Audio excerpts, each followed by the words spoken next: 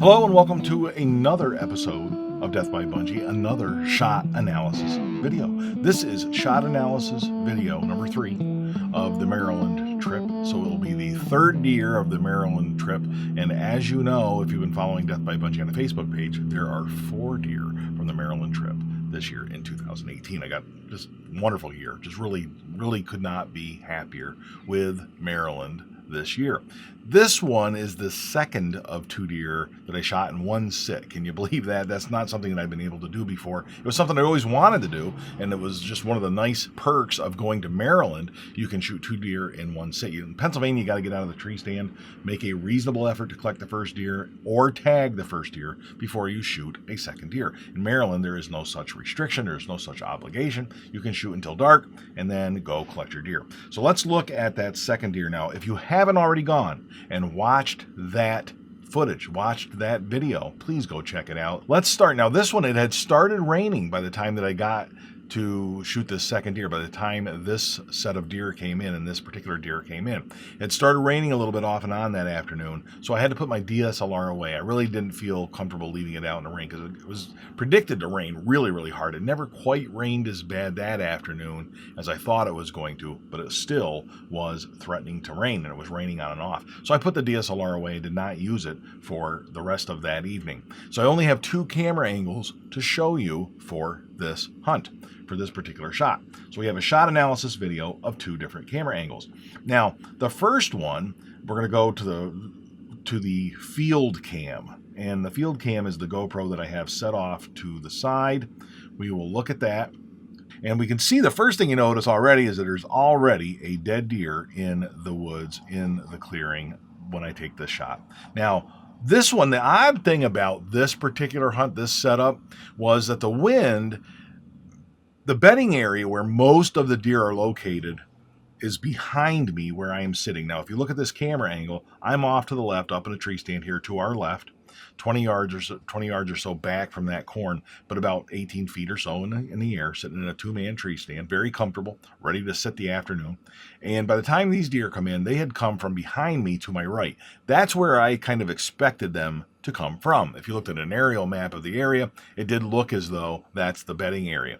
The first set of deer, however, came downwind of me, in front of me off to my left. They really came from the opposite direction, and they came from the direction that the wind was blowing too, so it was kind of odd. And they didn't smell me.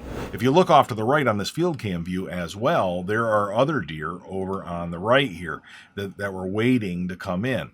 And there was another fawn that had been in and out, that sort of thing. So the deer were comfortable with this area, and they were not too turned off by the dead deer. So take that for what it's worth. This deer's on here. Really what I need from her is a broadside shot, and that is the only thing I'm waiting on here. I'm waiting for a broadside shot until she gives me that opportunity. And the fawn now has moved to the background. She's very alert, and she's moved out of the way where she's not in the harm's way of the shot or the pass-through arrow or anything like that. And then when the shot is taken, you can see what I did here. And I'm kind of happy with this. I'm happy with my performance. I waited for her to turn and give me that broadside shot. Plenty of opportunity on this deer, but I need that broadside shot. When she is finally broadside, and incidentally, you can see in the background, you can see the luminoc from the first arrow is still lit from the first shot that I took. And they aren't particularly noticing that, or there's no issue there either. But this shot comes down, and you can see, we can stop it, pause it with that luminoc. What a great job the luminoc does at certain angles, lighting up the view for you, showing you the shot placement. This one is a perfect shot, and we look at where it makes contact with that deer. I want to point out another thing here. She is not ducking the arrow. You can see these deer as that shot's coming down. Her first sign of movement and the hunching of the fawn behind her is simultaneous. It takes place. The arrow is already there. She's already made contact with that arrow. You can see by the way that the position of the luminoc. Not ducking the arrow, not ducking the string in any way. She's not jumping the string.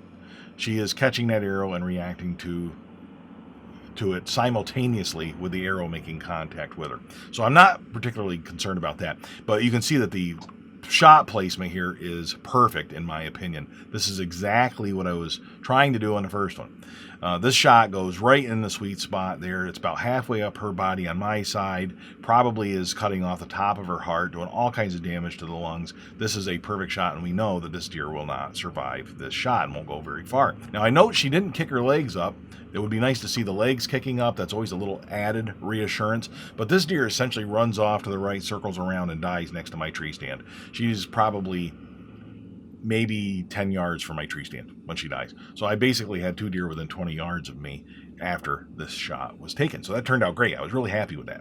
Now, let's go over to the other angle, because the only other angle that I have on this one is the bungee cam, and that is actually your tacticam, right? So I'm going to put that on the screen here. We'll look at that shot angle and that shot placement as well. So she's turning right now. You can see that she's turning. Right here, I'm not real happy with this shot yet because her leg is back, but that is a broadside shot.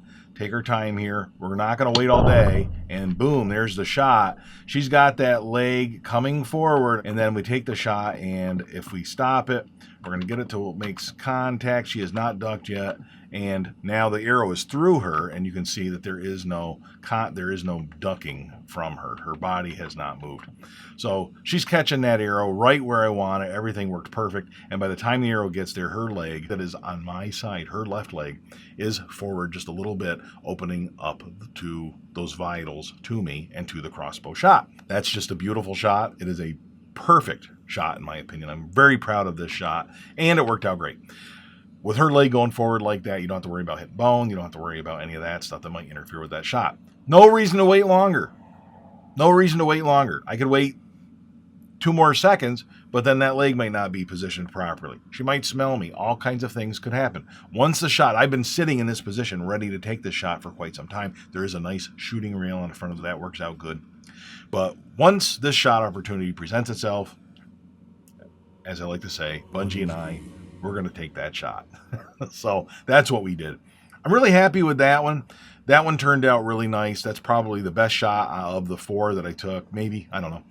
But that was really just a perfect shot. I think I took it at exactly the right time. I felt like I took that shot without rushing it, and I felt like that shot ended up exactly where I wanted it to go. So let me know your thoughts on that. Please comment if you have any questions or concerns, and I hope that this helps you. These shot analysis videos, I get a little bit of something out of them, going back and looking at them, and I hope that you do as well. Thank you for watching this. Check out our Facebook page for stuff like that. Make sure you subscribe, because I've got another Maryland video coming up next week, at least 1, maybe 2, and some more surprises coming for you down the road too, so make sure you subscribe. Thank you very much for watching Death by Bungie, and until next time, all hail Bungie!